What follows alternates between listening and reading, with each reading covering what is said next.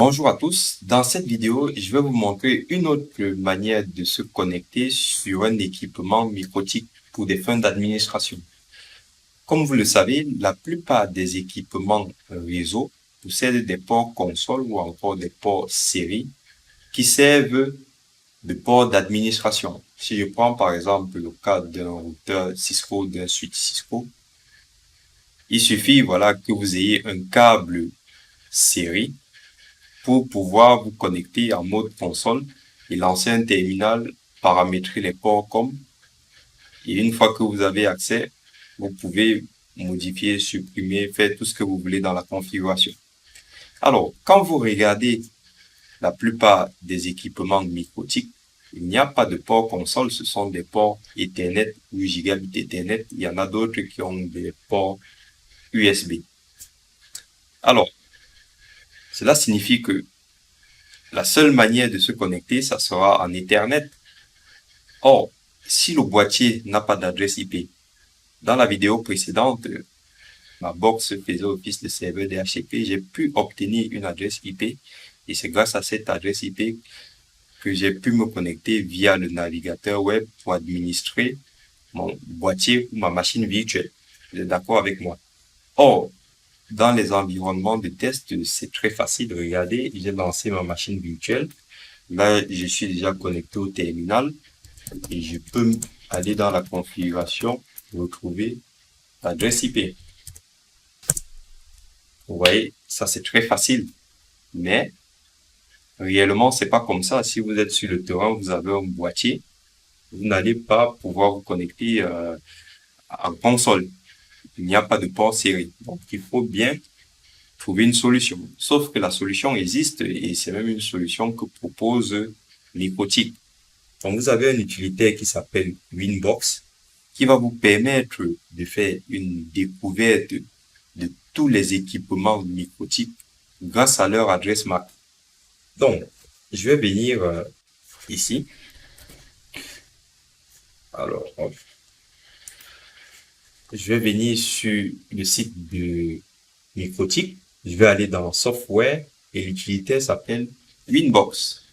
Ok, vous allez le télécharger. Donc, vous cliquez ici, vous choisissez la version de votre système d'exploitation. Donc, j'ai 64 bits. Je lance et l'utilitaire se lance. Avant de commencer à lancer la recherche, ce qu'on va faire, on va repartir sur la machine virtuelle. Hop. Et ici, je vais juste faire interface Ethernet print. Et ici, je regarde les adresses MAC. Je retrouve bien mes deux interfaces ici.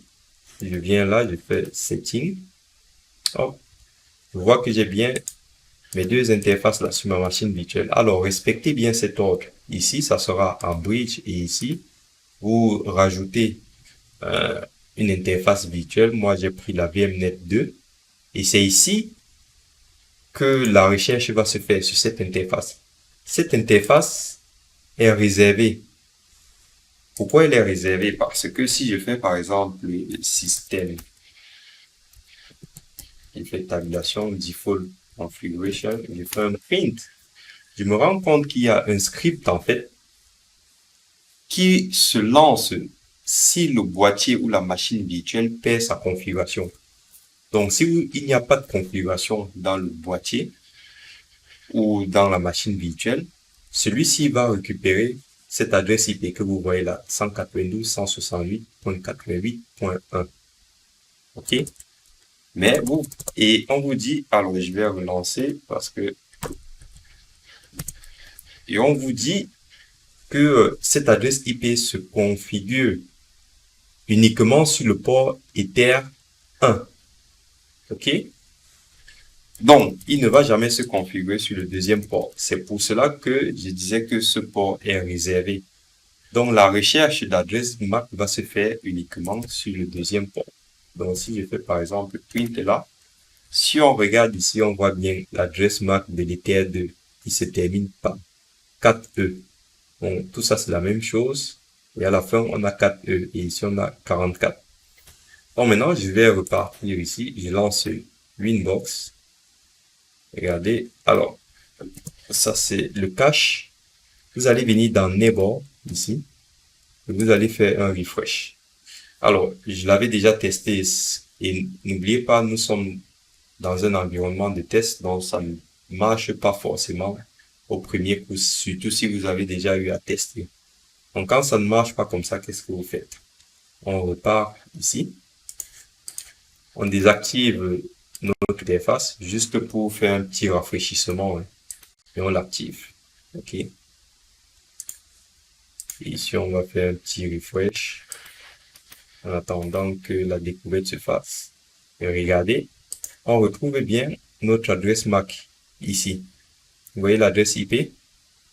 Cela signifie que le port n'a pas d'adresse IP. C'est pour cela qu'il lui donne cette adresse IP.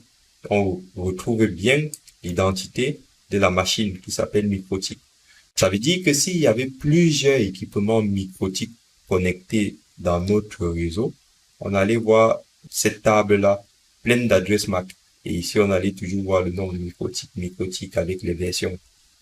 Donc, une fois qu'on est là, vous voyez, si vous cliquez ici, il sélectionne l'adresse MAC. Ça veut dire que si je ne faisais pas de découverte, mais que j'étais connecté au réseau, je peux, si j'ai un autre moyen, parce qu'il y a d'autres moyens d'avoir aussi les adresses MAC, hein, je peux venir directement copier l'adresse MAC ici, et je viens ici, je mets l'adresse MAC, et j'essaye de me connecter. Donc là, on clique sur Connect, et voilà, on a accès. Donc, vous avez tout ici, le Pix CEP, vous avez la gestion des interfaces ici, on peut revoir nos interfaces ici, on voit même le trafic ici. RX c'est pour réception, TX c'est pour transfert. Donc ça, on va voir ça, on a tout ce qu'il nous faut. Donc on va utiliser cette utilité pour faire notre lab, ok?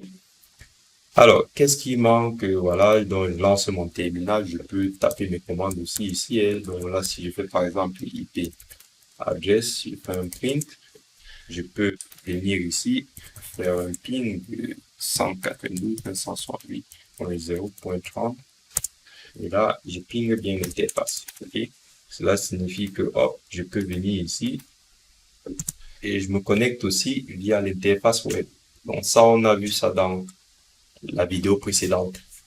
Ok, donc vous avez maintenant vu comment on se connecte avec l'utilité Winbox. Donc il faut toujours avoir cette utilité dans votre PC, installée dans votre PC, si vous administrez des routeurs ou tout autre équipement Microtik.